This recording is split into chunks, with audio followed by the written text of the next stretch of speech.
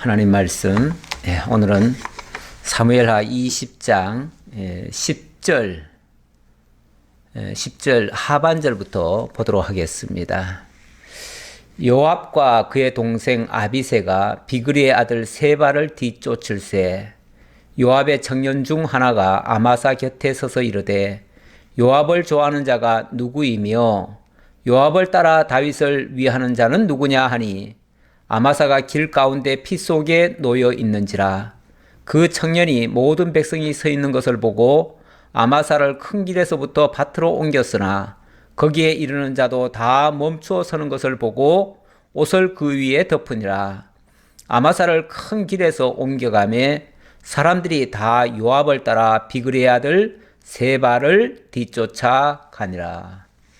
아멘. 아마 이 말씀 처음 듣는 분들은 무슨 영문인지 모를 것 같아요. 그래서 지난주 이야기를 잠깐만 하자면요. 지금 다윗이 황궁을 합니다. 쿠데타 세력인 압살롬을 제거하고 그리고 백성들의 인도를 받아서 지금 황궁을 하고 있습니다. 하는데 먼저 이스라엘 11지파가 다윗을 모셔오겠다고 했었지요. 그랬더니 다윗이 유다지파 너희들은 왜 가만히 있느냐, 너희들이 앞장서야 되지 않겠느냐라고 해서 유다지파가 왔습니다. 뒤늦게 왔습니다. 그래서 유다지파와 함께 다윗이 움직이니까 11지파가 불만이 생겼어요. 어떻게 우리가 모시려고 하는데 왕은 유다지파와 함께 황궁을 하십니까? 우리가 모셔야지요. 그러니까 10지파 가운데서 한 두목을 세웠죠. 그 두목이 누구냐 하면은 20장 1절에 나오는데 그의 이름은 세바이고요. 베냐민 사람 비그리의 아들이라 이렇게 얘기를 합니다. 베냐민 사람 비그리의 아들. 이 베냐민 사람이라고 하면 사실은 그 사울 지파 아니겠어요? 그런데 사울 지파에 있던 그 세바라는 사람이 다윗은 우리와 함께 하지 않는다. 다윗은 유다 지파만 위한다. 그렇다면 우리가 무엇 때문에 다윗을 왕으로 모시겠느냐? 다윗과 우리가 무슨 상관이 있겠느냐? 다윗은 우리를 위해서는 기업을 하나도 안 줄 것 같다. 그럴 바에는 우리가 따로 우리가 나라를 세우자 하면서 백성들을 선동을 했어요. 그러니까 와 하고 다른 백성들도 거기에 합류를 해버렸죠. 사람들이 뭔가 좀 서운함이 있으면요, 어떤 계기에 그렇게 반역을 하기도 합니다. 그렇게 해서 세바가 백성들을 이끌고 저 북쪽으로 가버렸어요. 다윗은 예루살렘 남쪽으로 내려왔고요. 이렇게 해서 11지파와 유다지파는 완전히 등을 돌리게 됩니다. 어쩌면 전에 사울이 다윗을 쫓을 때 그때 사울이 죽었지만은 다윗은 전 이스라엘의 왕이 되지 못하고 유다지파의 왕이 됐었죠. 그 상태가 돼버렸죠. 그 상태가 돼버리니까 결국은 나라가 두 쪽으로 나뉠 판이 됐어요. 그러니까 다윗이 압살롬의 군장이었던 아마사를 불렀습니다. 이거 좀 그려놓고 설명드리겠습니다.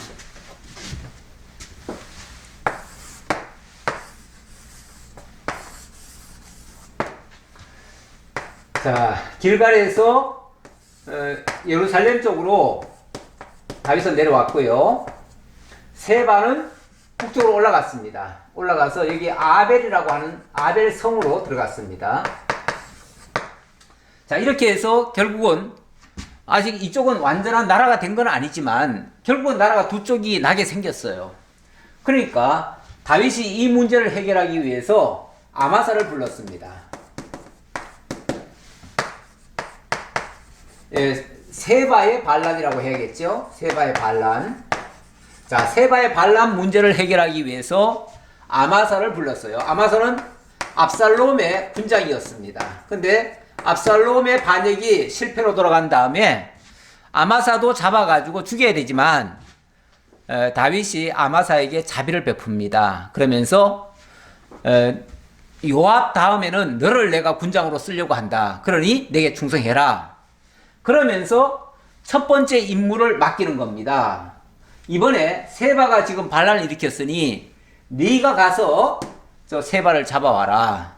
근데 3일 내로 군대를 다 소집해서 데려와라. 이렇게 얘기를 했어요. 근데 3일이 지나도록 아마사가 오질 않아요. 오질 않으니까 다윗이 걱정이 되지요. 왜냐하면은 지금 세바를 잡으라고 아마사를 지금 보내는데 아마사가 오질 않으니까, 그렇다면 자칫하면은 세바하고 아마사가 힘을 합칠 수가 있죠. 힘을 합쳐버리면 이 힘은 전에 북이스라엘보다도 힘이 더 셀 수가 있어요. 왜 그러냐면 다윗은 권력을 잃었다가 이제 다시 복위를 한 셈이고요. 그러니까 아직 굉장히 약한 상태입니다. 큰 치명상을 입었었기 때문에 회복은 했지만 힘은 없다고 봐야 돼요. 그런 가운데서 얼마 전까지 유다 지파를 이끌던 군장이 바로 아마사예요. 그런데 유다 지파를 이끌던 아마사와 또 이스라엘을 이끄는 세바가 힘을 합쳐버리면은 결국은 다윗은 명목상 왕이지 실권이 하나도 없는 거예요. 권력이 없어요. 권력이라고 하는 게 옛날에는 다 군대에서부터 힘이 나오는 건데 군대를 다 뺏기는 셈이 돼버려요. 그러니까 다급해서 다윗이 아비새를 부릅니다. 아비새는 누구냐 하면은 요압의 동생입니다. 요압의 동생인데 왜 아비새를 불렀냐면은 요압이 그동안에 다윗의 명을 몇 번 거스렸어요. 전에 그 무비보셋, 그러니까 사울의 아들 무비보셋을 앞세워 가지고 북이스라엘의 군장이 되었던 아브넬이라는 사람이 있었습니다. 아브넬. 이 아브넬이라는 사람을 다윗이 이제 나라가 합쳐지니까 그를 해하지 아니하고 그를 잘 쓰려고 했어요. 쓰려고 했는데 그때 요압이 자기 동생을 죽였다고 하는 그 원한 때문에 이 아브넬을 죽였습니다. 다윗이 죽이지 말라고 했는데 죽였어요. 그런 적이 있고, 또 얼마 전에는 압살롬은 다윗의 아들 아닙니까? 근데 다윗이 비록 압살롬이 잘못은 했지만은 생포만 하고 죽이지는 말아라 라고 당부를 했는데 결국 압살롬도 이 요압이 죽였습니다. 그리고 나니까 다윗이 아마도 이 요압을 조금 경계를 한 것 같아요. 이놈이 자꾸만 내 말 안 듣고 지 고집대로 한다. 그리고 얼마 전에도 또 그랬잖아요. 다윗이 이 압살롬 죽은 것 때문에 슬퍼하니까 다윗에게 와서 협박을 했잖아요. 왕이시여, 오늘 밤에 만약에 왕께서 나와서 백성들을 위로하지 않는다면 오늘 밤에 저희들은 다 물러가겠습니다. 다 떠나가겠습니다. 그러면 이제 왕 혼자만 남을 것이고, 그러면 지금까지의 모든 화보다도 더 큰 화를 입을 것입니다. 이거는 아주 공개적으로 다윗 왕 앞에서 나 쿠데타 할 수 있습니다. 나 왕 몰아낼 수 있습니다. 이 얘기나 똑같아요. 그렇기 때문에 어쩌면 다윗이 요압을 약간 경계를 한 것 같아요. 네. 그래서 이렇게 또 협박까지 했으니까 연거푸 요압이 다윗의 말을 안 들으니까 왕이 이 아비새, 이 요압의 동생을 세워가지고 네가 이번 세바를 잡는 일에는 네가 좀 나서야 되겠다 하면서 요압의 군대를 네가 이끌고 가라 그랬어요. 그래서 아비새가 요압의 군대를 이끌고 가는데 거기에 요압의 군대니까 요압도 거기에 포함이 되는 거죠. 예. 그래서 그런지 아니면 요압이 그냥 뒤따라 왔는지, 오지 말라고 하는데 뒤따라 왔는지는 모르겠지만 어쨌든 요압이 이 군대에 합류를 해가지고 오다가 여기쯤에서 아마사를 만납니다. 여기서 아마사를 만나가지고 결국은 이 아마사도 죽였어요. 물론 아마사가 혹시 딴 마음을 먹었으면 위협 세력인 건 분명하지요. 그렇다고 해가지고 왕의 명령도 없는데 아마사를 죽이면 됩니까? 어쨌든 그것도 좀 과하지요. 어쨌든 이런 식으로 해가지고 요압은 지금 벌써 여러 사람을 죽이는 거예요. 여러 사람을. 자, 죽였어요. 죽인 것까지는 이제 지난주까지 설명을 드렸고요. 오늘은 무슨 얘기냐면, 자, 갑자기 졸지에 아마사가 죽으니까 아마사를 따라 나왔던 유다 군병들이 있을 거 아니겠어요? 군인들이 있을 거 아니에요? 그 군인들이 갑자기 뻥 찐 거예요. 아니, 지금 아마사를 따라서 어쨌든 세바를 잡는 일에 같이 합류하러 나왔는데 갑자기 요압이 아마사를 죽여버리니까. 그러니까 뒤따라오던 유다 병사들이 이게 무슨 일이야? 그리고 앞에서 자기네 군인이 거기서 죽어 있으니까, 자기네 그 군장이 죽어 있으니까 더 이상 진행도 못하고, 그렇다고 싸우자니 또 요압 군대하고 싸울 수도 없잖아요. 그러니까 전쟁도 못하고 이러지도 못하고 저러지도 못하고 있는 거예요. 다 서 있는 거예요. 서 있어요. 그러니까 11절 요압의 청년 중 하나가 아마사 곁에 서서 이르되 요압을 좋아하는 자가 누구이며 요압을 따라 다윗을 위하는 자는 누구냐 하니, 이 말은, 자, 아마사가 이제 죽어가지고 지금 옆에 쓰러져 있어요. 그리고 피를 다 흘리고 있어요. 그런데 그 옆에 서가지고 이제 큰 소리로 외치는 거예요. 여러분들 중에서 아마사를 위하는 자들입니까? 요압을 위하는 자들입니까? 만약에 아마사를 위한다면은 그 말은 없지만은 여러분들이 요압을 위하고 다윗을 위한다면 우리를 따르시오. 아마사는 죽었습니다. 더 이상 아마사 따를 생각하지 말고 우리를 따르십시오. 한순간에 쉽게 말하면 군장을 잃어버린 군인들을 요압 군대 편에 다 끌어들이는 장면이에요. 그런데 그들이 머뭇머뭇하지요. 아무래도 갑자기 군장이 앞에서 죽었으니까. 머뭇거리니까 아마사가 길 가운데 피 속에 놓여 있는지라 그 청년이 모든 백성이 서 있는 것을 보고 아마사를 큰 길에서부터 밭으로 옮겼으나 거기에 이르는 자도 다 멈추어 서는 것을 보고 옷을 그 위에 덮으니라. 계속 군인들이 안 움직여요. 쉽게 말하면은 자기네 군장이 죽었으니까 쉽게 움직일 수가 없지요. 왜냐하면 명령자가 없잖아요. 지금 군장이 죽었으니까. 그런데 요압의 부하겠죠. 여기 청년이란 말은 요압의 부하예요. 요압의 부하가, 여러분, 요압을 위한다면 우리와 함께 합시다. 그리고 다윗을 위한다면 우리와 함께 세바를 잡으러 갑시다. 이제 그 얘기 하는 거죠.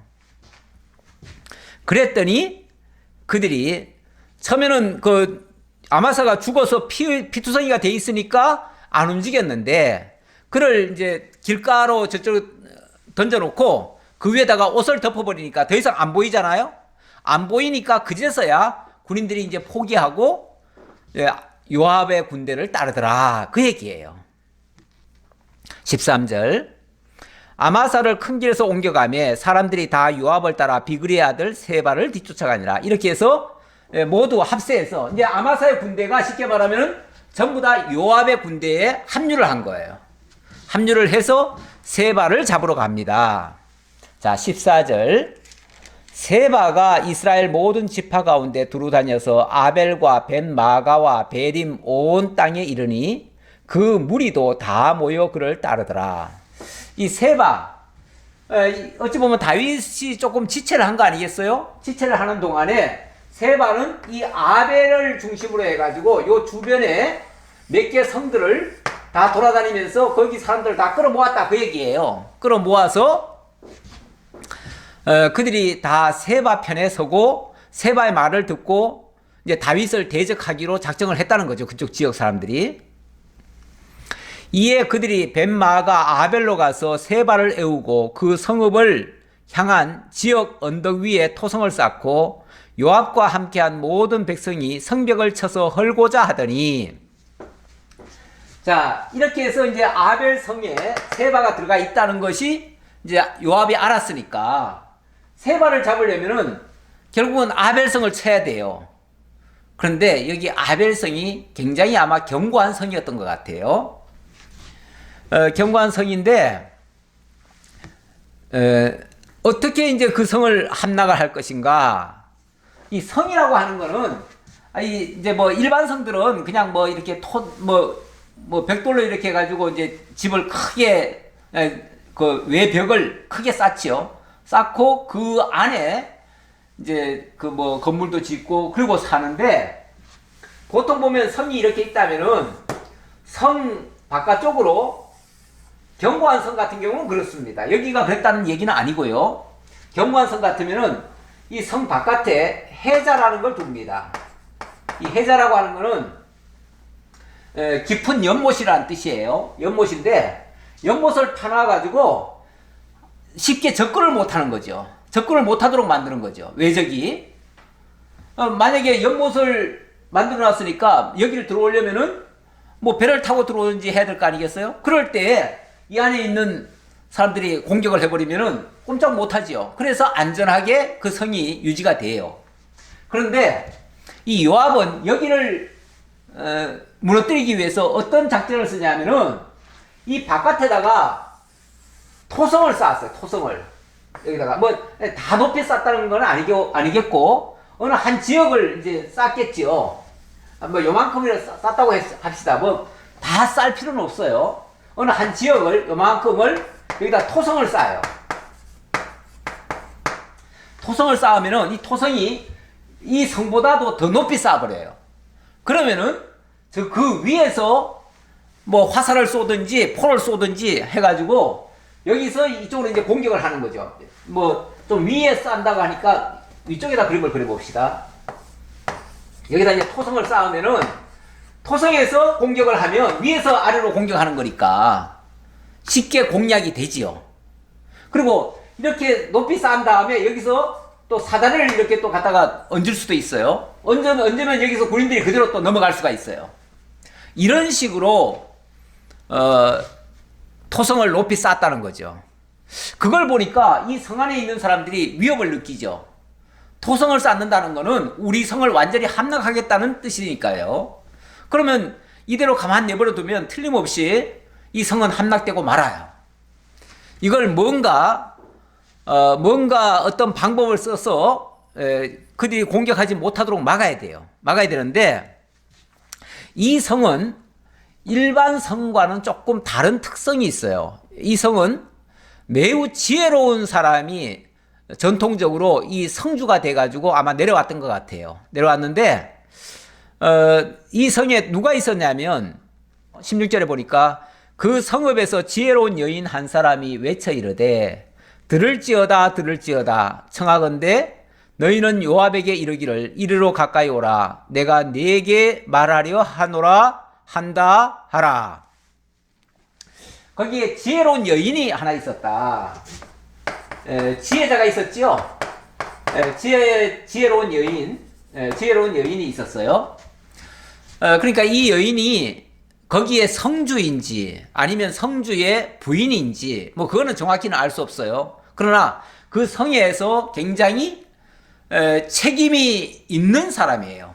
권력을 가진 사람이에요. 그건 틀림없어요. 왜냐하면 이 여자의 말을 듣고 그 성 사람들이 다 움직이거든요. 그러니까 여기는 성이 뭐 힘으로 세우는 성이 아니고 여기는 지혜로 세워가는 성인 것 같아요. 나중에도 그 얘기를 합니다. 그래서 옛날부터 유명하기로 지혜가 많은 성으로 유명한 성읍이었다는 거죠.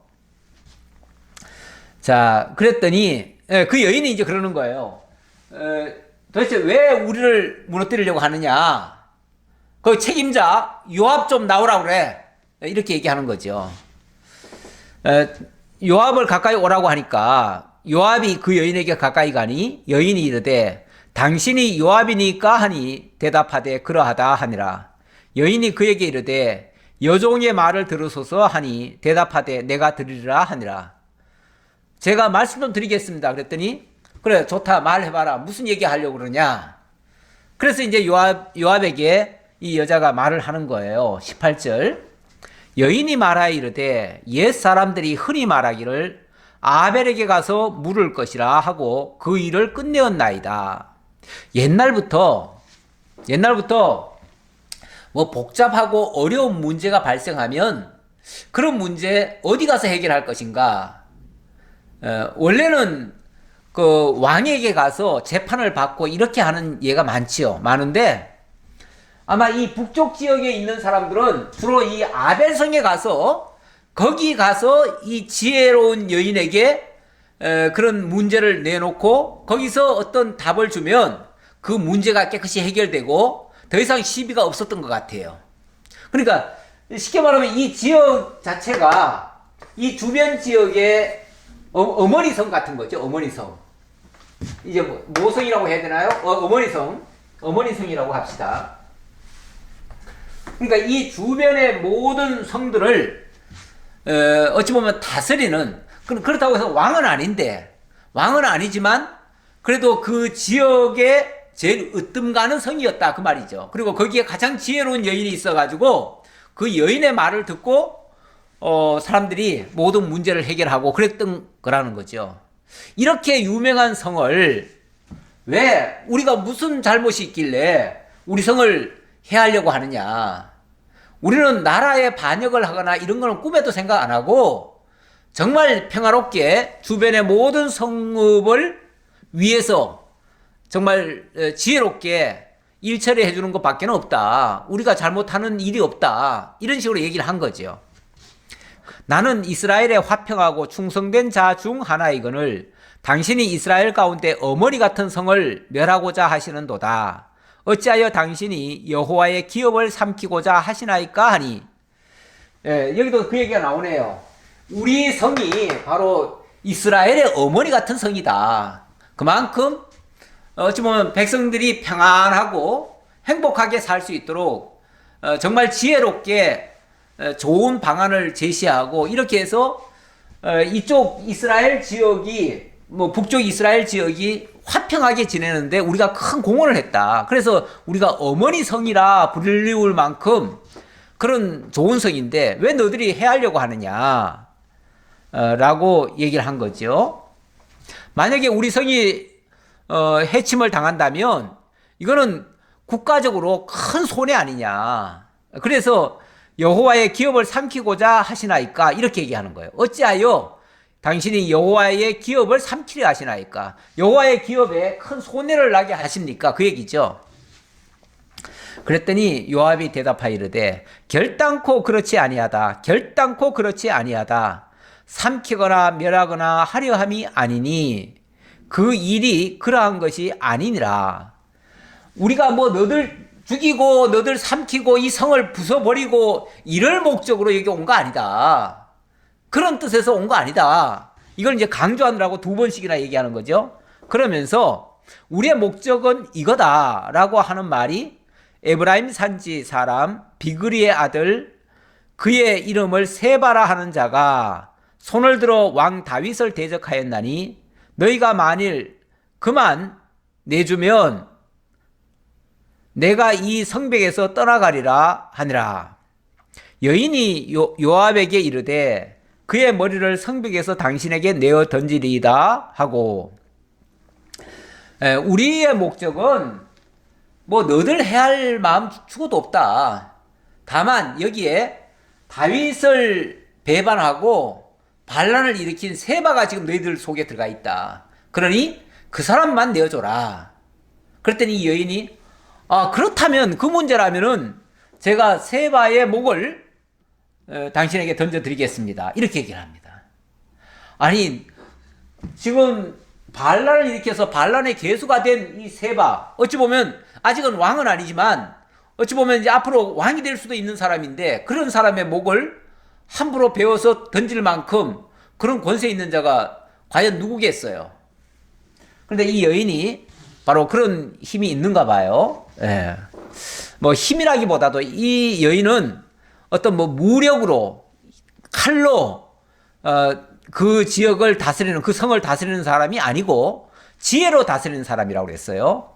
그러니까 지혜가 있다는 것은 원래 지혜라고 하는 것은 분명한 사리 분별을 잘 하는 사람 아니겠어요? 우리가 하나님 앞에 지혜자라 그러면은 하나님의 뜻을 잘 분별하는 사람 아니겠어요?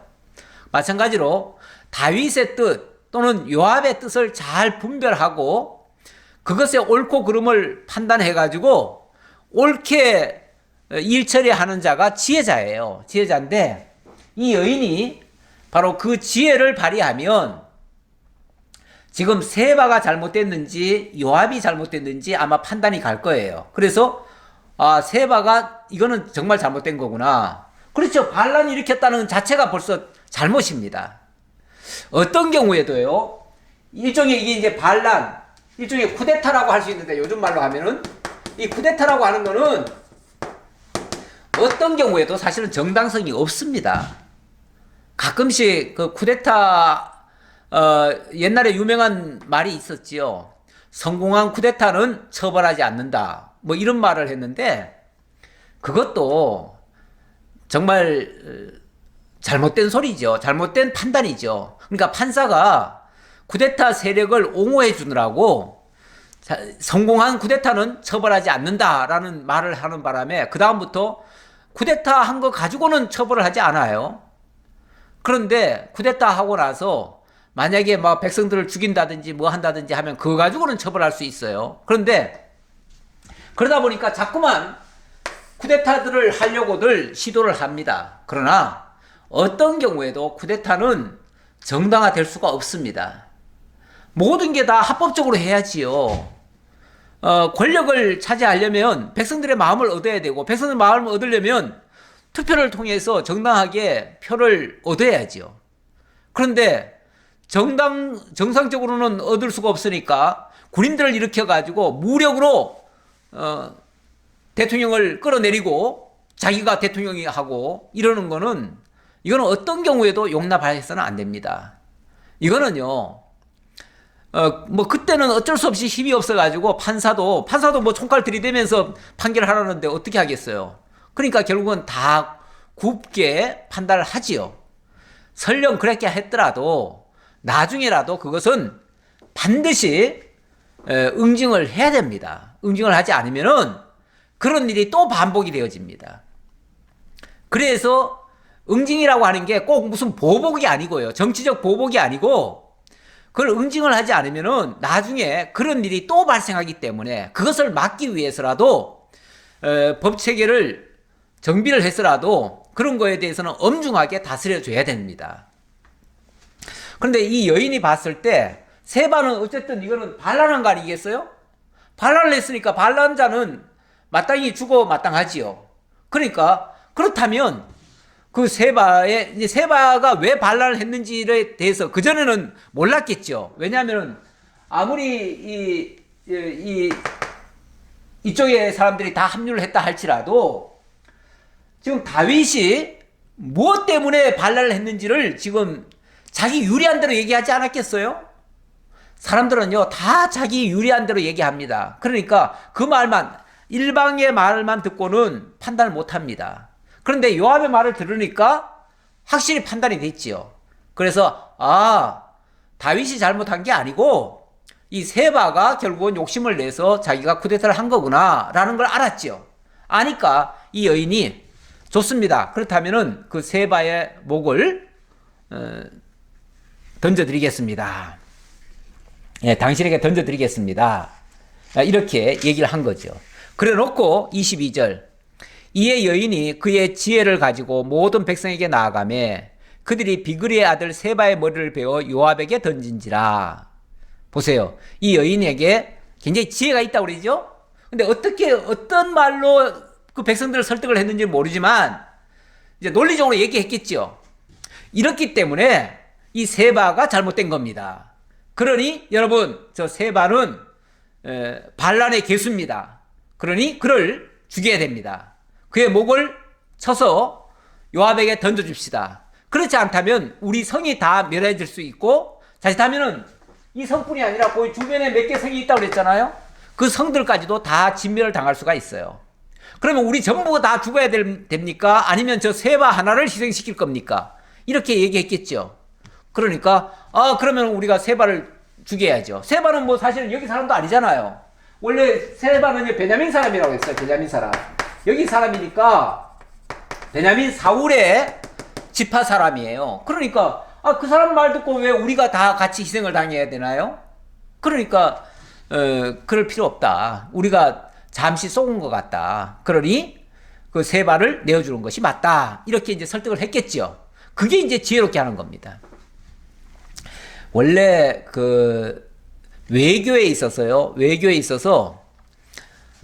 외교를 잘 하면 전쟁을 막을 수 있습니다. 그런데 외교관이 말을 잘못하든지 막 강대강으로 가든지 막 대치를 한다든지 이렇게 되면요, 결국은 전쟁이 일어납니다. 근데 가장 좋은 외교는요, 어떻게 해서든지 전쟁을 막아야 됩니다. 그게 굴복하는 게 아니고요, 그게 막는 방법이에요. 그래서 그럴 때는 정확히 옳고 그름을 판단을 해야 되고요. 만약에 저쪽이 무리한 요구 같으면은 거기에 대해서는 또 대응을 해야겠죠. 그것도 요구를 해야겠죠. 이런 잘못된 걸 고쳐라. 그러면 우리가 들어주겠다. 이렇게 해야겠죠. 그렇지 않는 이상 어쨌든 가장 잘 싸우는 거는요, 전쟁을 해가지고 이기는 게 잘 싸우는 게 아니고 전쟁하기 전에 협상을 잘 해가지고 전쟁을 안 하게 하는 것이 더 좋은 장수의 모습입니다. 자, 이렇게 해서 결국 세바의 머리를 요압에게로 던졌다 그럽니다. 이에 요압이 나팔을 불매 무리가 흩어져 성읍에서 물러나 각기 장막으로 돌아가고 요압은 예루살렘으로 돌아와 왕에게 나아가리라. 이렇게 해서 상황 종료. 이제 세바의 반란은 제압을 했습니다. 세바도 이제 잡았죠? 세바도 결국은 요압이 잡은 겁니다. 아니, 다윗은 아비새를 앞세웠는데 전공은 결국은 요압이 올렸어요. 그러고 보니까 모든 어려운 문제를 다 요압이 해결해 버렸네요. 네. 그러다 보니까 다윗이 요압을 또 안 쓸 수가 없어요. 그래서 요압을 23절에 보니까 다윗이 이제 황궁을 한 다음에 나라를 재정비를 해야 될 거 아니겠어요. 아무래도 나라가 어수선해 버렸잖아요. 왕위를 잃었다가 지금 다시 복위가 됐으니까, 그러면은 거기에 이제 압살롬을 따라갔던 대신들도 있고요. 그런 사람들은 다 잘라내고 이제 새로운 사람으로 새로운 관리를 세워야 돼요. 세워야 되는데 거기에 가장 으뜸은 아무래도 이 요압입니다. 요압이 제일 전공이 많았어요. 한편으로는 요압과 지금 약간 긴장 관계도 있긴 하지만 그럼에도 불구하고 요압이 제일 전공을 많이 올렸기 때문에 요압을 군대 장관으로 세웁니다.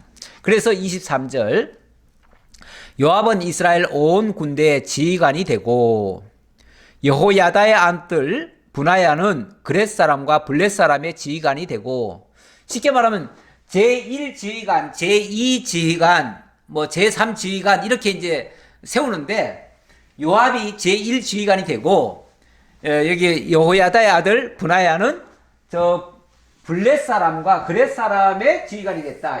이쪽이 블렛인데요.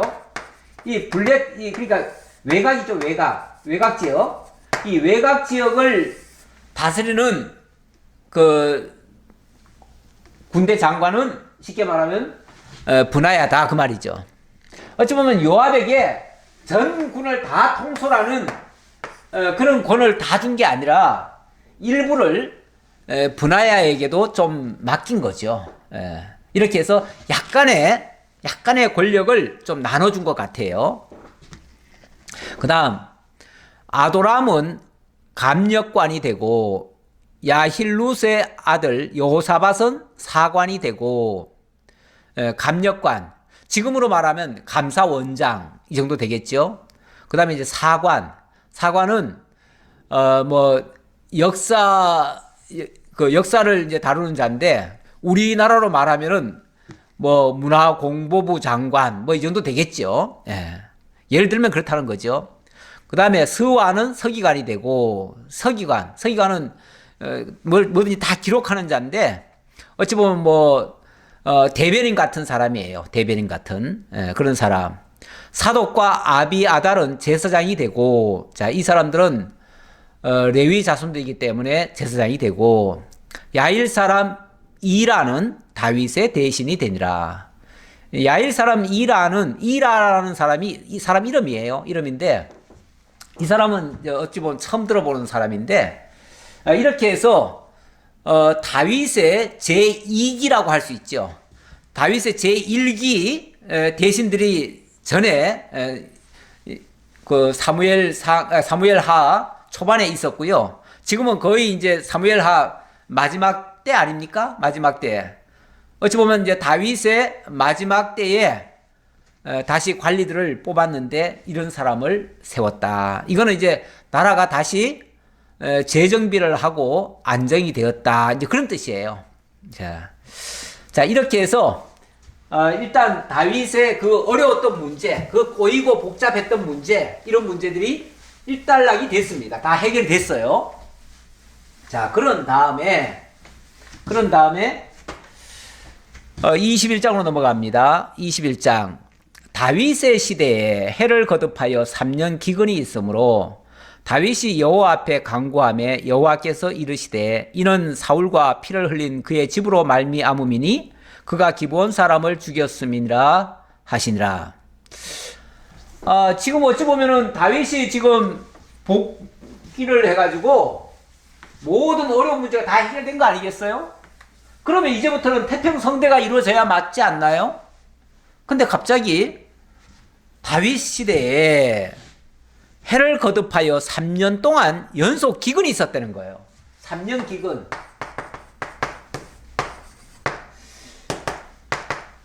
참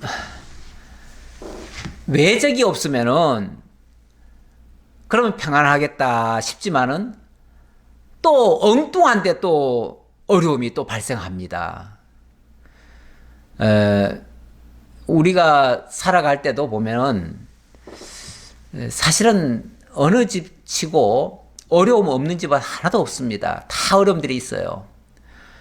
우리가 한창 돈을 벌어야 될 때는요, 그때는 직장 문제로 그렇게 애를 먹지요. 그러다가 직장 구해가지고 돈 어느 정도 벌면은 그 다음에는 또 이상하게 돈 쓸 때가 또 펑펑 또 나오지요. 그러다가 또 그 문제가 조금 해결되고 이제 집도 뭐 좀 장만하고 이제 살만하다 싶으면은 또 병이 걸리죠. 병이 걸려가지고 그 병 좀 고쳐놓을까 하면은 그때는 이제 또 하나님이 또 불러가시죠.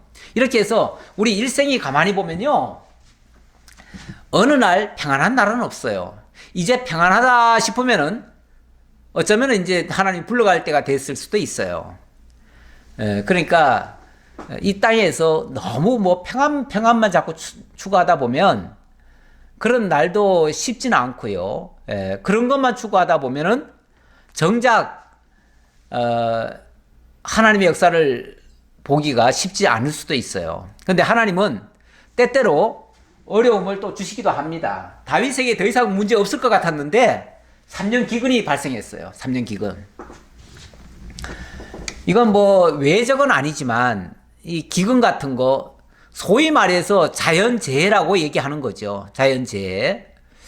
그런 것도 사실은 굉장히 심각한 이 타격이 있습니다. 지금 우리나라도 뭐 어찌 보면 뭐 전쟁의 위험이나 이런 것들은 이제 많이 가셨는데 갑자기 코로나 때문에 지금 온통 지금 어려움을 겪고 있잖아요. 백성들이 다 힘들어하고 뿐만 아니라 그 여파로 경제적으로도 많이 지금 충격을 받고 있습니다. 어떤 사람들은 그것 때문에 직장을 잃기도 하고요. 그래서 어려움이 많이 나옵니다. 근데 이게 뭐 잠깐 그러고 말면은 괜찮아요. 뭐 그런 일은 흔히 일어나는 거니까요. 그런데 한 계절만 지나가는 그런 계절병이 아니라 이건 지금 2년이 지나도록 계속 지금 이게 지속이 되고 있네요. 근데 만약에 이게 3년을 갔다고 쳐봅시다. 생각만 해도 끔찍하지요. 지금 2년 지났는데도 얼마나 이렇게 지금 힘드는데 3년 계속 그렇게 간다. 정말 생각만 해도 끔찍합니다. 그런데 다윗에게 지금 3년 기근이 연속으로 온 겁니다. 그러니 얼마나 힘들겠어요. 힘들면은 자연스럽게 사람들의 입에서 다 기도가 나옵니다. 하나님, 정말 우리 불쌍히 여겨주시고 이 어려움 빨리 해결해 주세요 하고서 자꾸 기도하게 됩니다. 다윗도 당연히 기도했지요. 기도했더니 하나님이 이렇게 응답을 하십니다. 여호와께서 이르시되 사울과 피를 흘린 그의 집으로 말미암음이니 그가 기브온 사람을 죽였음이니라 하시니라. 기브온 사람을 누가 죽였다고요? 사울이. 그러니까 사울이 이 전에 적어야겠죠? 사울이 기브온 사람을 죽였기 때문이다. 기브온 사람을 그냥 죽였다. 그냥 죽였다가 아니라 학살을 했다. 이 말이에요. 학살. 나중에 가면 학살이라고 이 표현이 나옵니다. 다시. 이건 무슨 얘기입니까? 사울이 기브온 사람 죽인 거하고 다윗하고 무슨 상관이 있어요? 사울이 기브온 사람 죽였으면 옛날 얘기 아닙니까? 적어도 몇십 년 전 얘기 아닙니까? 지금 아마 20, 30년 지난 것 같은데, 다윗의 말년이면은 뭐 한 40년 지났다고 봐야 돼요. 한 30 몇 년 지났다고 봐야 돼요. 그러면은 한 3, 40년 전에 사울이 기브온 사람들을 학살을 했었다는 거예요. 학살한 거를 하나님이 지금 징계를 하고 있다. 그 학살한 거에 대한 징계를 지금 하고 있다 그 말이에요. 뭐 이렇게도 하시나요, 하나님이? 사울이 잘못했으면 사울 시대에 하나님이 벌 내리셔야 되는 거 아니에요? 그런데 왜 사울이 잘못한 걸 가지고 다윗 시절에 다윗한테 이렇게 어려움을 주시나요? 네, 흔히들 그렇게들 생각합니다. 저는 정치적으로 김영삼 대통령이 참 억울하다 싶은 생각이 들어요. 왜 그러냐면 김영삼 대통령 시절에 IMF라는 게 왔어요. 그래가지고 그때 우리나라가 IMF를 맞은 것은 우리나라 역사상 가장 수치스러운 일이다. 경제적으로 가장 수치스러운 일이죠. 물론 그보다 더 나라 자체를 통째로 잃은 날도 있었으니까 뭐 최악의 것은 아니지만, 그러나 경제적으로 우리가 남의 종이 될 수 있는 그런 상태에 빠졌었어요. 그런데 그 모든 그 잘못이 김영삼 대통령이 잘못했다라고 사람들은 생각하고 있습니다. 맞나요? 김영삼 대통령이 정치를 잘못해가지고 IMF를 맞았나요? 저는 그렇게 생각하지 않습니다. IMF가 오기 전에 이게 하루아침에 IMF라는 게 오는 게 아니에요. 이 경제 상황이 나빠지는 게 하루아침에 되는 게 아니에요. 그러면 최소한 5년 전, 10년 전에 어떤 일이 있었는데 그 일이 해결이 안 되면 그 문제가 쌓여옵니다. 쌓여오다가 어느 시점에 가서 이게 막 썩고 골마 터지는 거죠. 점점 물러가다가 골마 터져버리면 그때 터지는 것이 김영삼 때 터진 거예요. 그러면은 그게 언제부터 된 일일까요? 사실은 김영삼 대통령 그 이전에 뭐 노태우 대통령, 전두환 대통령 그런 사람에 의해서 뭔가 이게 경제계가 뒤죽박죽이 돼버린 거예요. 뒤죽박죽이 되다 보니까 어느 시점에 곰고 골마가지고 어느 순간에 터져버린 거예요. 근데 어떤 사람은 또 그렇게도 얘기하죠. 뭐 전두환이 그 뭐 5.18과 뭐만 하지 않았으면은 경제 하나는 잘했다 그러는데, 물론 그 당시는 굉장히 호황이었어요. 전두환 시절에 호황이었는데, 그럼 전두환이 잘해가지고 그러면 호황이었던가? 그 이전에 많은 업적이 있었던 거죠. 있었던 것이 그때 꽃이 핀 거죠. 꽃이 피었다가 그 뒤에 점점 나빠져가지고 결국은 김영삼 때 그게 터져버린 거예요. 그러니까 지금 잘 된다고 해가지고 잘 된 것이 내공이라고 생각하면 안 돼요. 그리고 지금 잘못된 게 또 다 내 탓이라고 하면 안 돼요.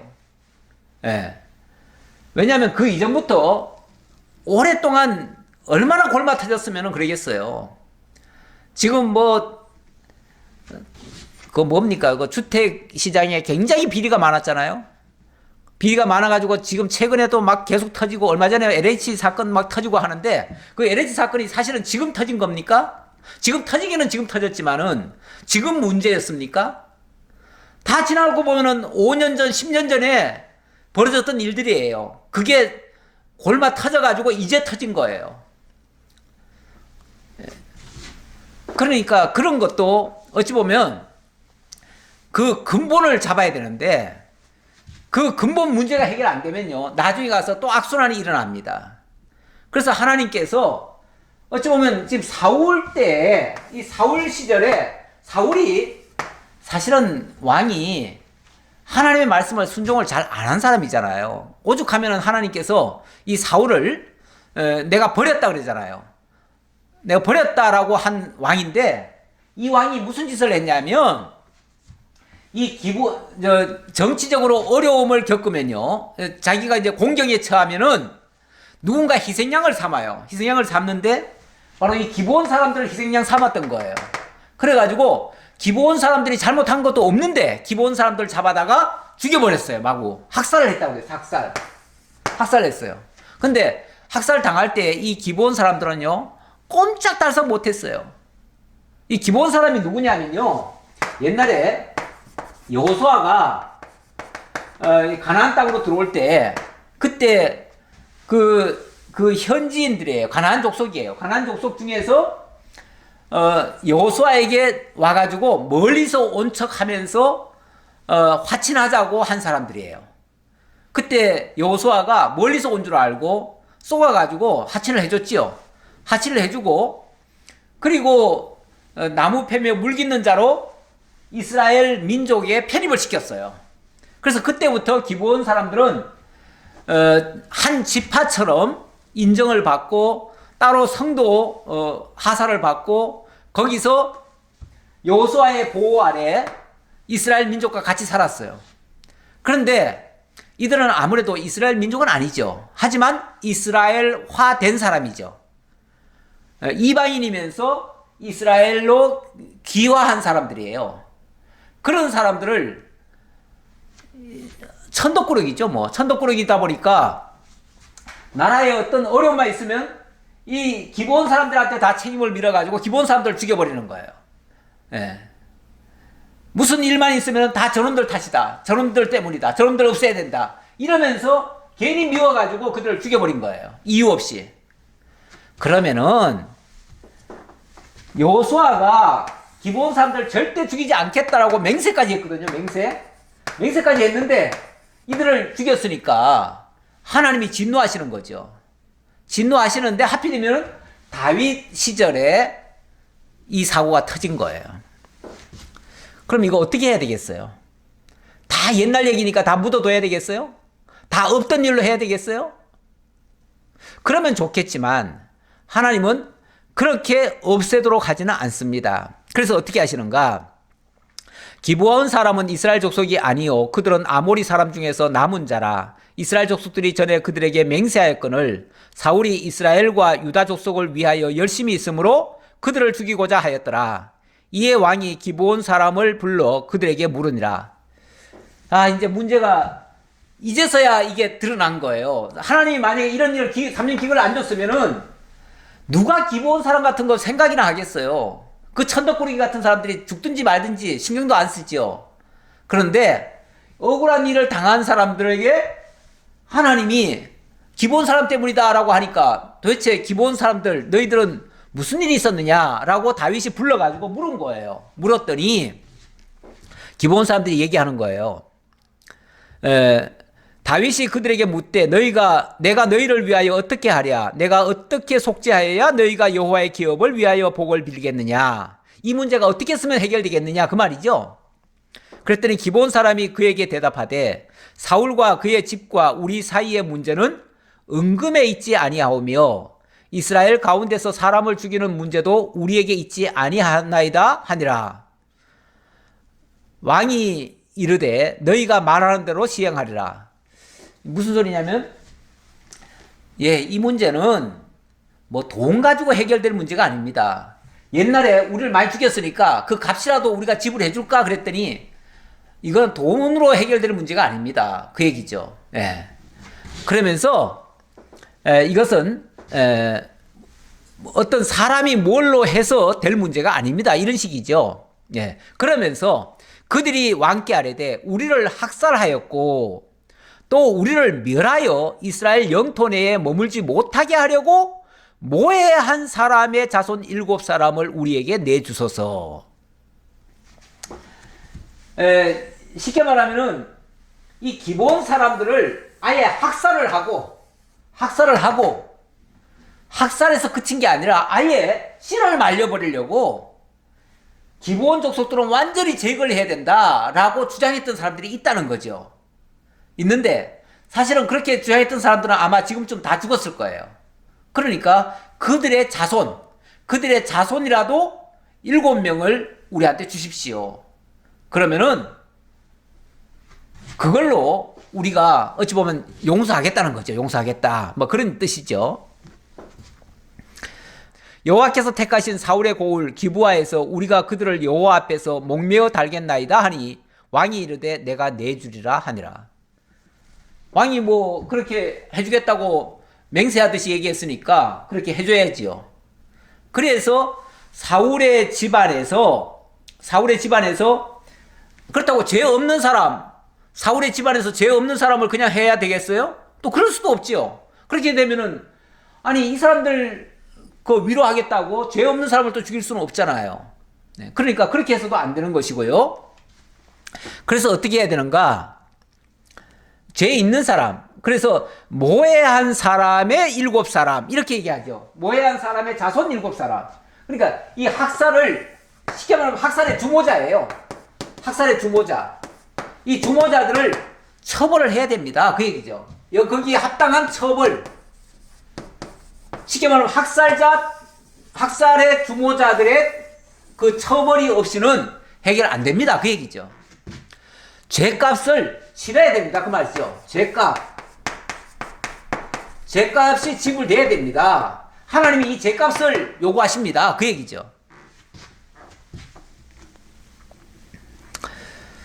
자, 그러나 다윗과 사울의 아들 요나단 사이에 서로 여호와를 두고 맹세한 것이 있으므로 왕이 사울의 손자 요나단의 아들 무비보셋은 아끼고 왕이 이에 아야의 딸 리스바에게서 난 자 곧 사울의 두 아들 알모니와 무비보셋과 사울의 딸 메랍에게서 난 자 곧 무흘롯 사람 바르실레의 아들 아드리엘의 5 아들을 붙잡아 그들을 기브온 사람의 손에 넘기니 기브온 사람이 그들을 산 위에서 여호와 앞에 목매어 달매 그들 7사람이 동시에 죽으니 죽은 때는 곡식 빼는 첫날 곧 보리를 베기 시작하는 때더라. 어찌 보면 좀 끔찍한 얘기인데요. 결국은 다윗이 7명을 주십시오. 그들을 목매어 달겠나이다 하니까 알았다. 내가 내주마. 내주는데 그렇다고 사울의 아들이라면은 요나단이고 요나단의 아들은 무비보셋인데 이 요나단은 다윗이 맹세를 했어요. 내가 너의 자손, 너와 너의 자손은 내가 보호해 주겠다라고 맹세를 한 적이 있었기 때문에 무비보셋은 죽일 수가 없지요. 그래서 무비보셋은 빼고 이 사울의 첩에게서 난 자들이 있어요. 첩에게서 난 자가 있고 또 메랍인가요? 사울의 딸 메랍에게서 난 자가 있어요. 그를 잡아다가 죽었다. 그래서 그 7명을 줬는데 이들도 죄 없는 사람을 줬다는 얘기는 아니에요. 이들 중에서 아주 어찌 보면 흉악한 자, 평소에 죄가 있었지만 그걸 정죄하지 않았던 자, 그런 자들을 뽑아가지고 그들을 준 거죠. 어찌 보면 이들은 죄 없는 사람을 희생시킨 게 아니고 죄 있는 사람을 잡아다가 그 죄를 물은 거예요. 그러니까 어찌 보면 억울하게 이 사람들을 죄값을 지불하라는 얘기가 아니고 죄는 지었지만 그동안에 처벌하지 아니했던 자들, 그 자들을 지금이지만 조금 늦은 것 같지만 지금이라도 응징을 하는 거죠.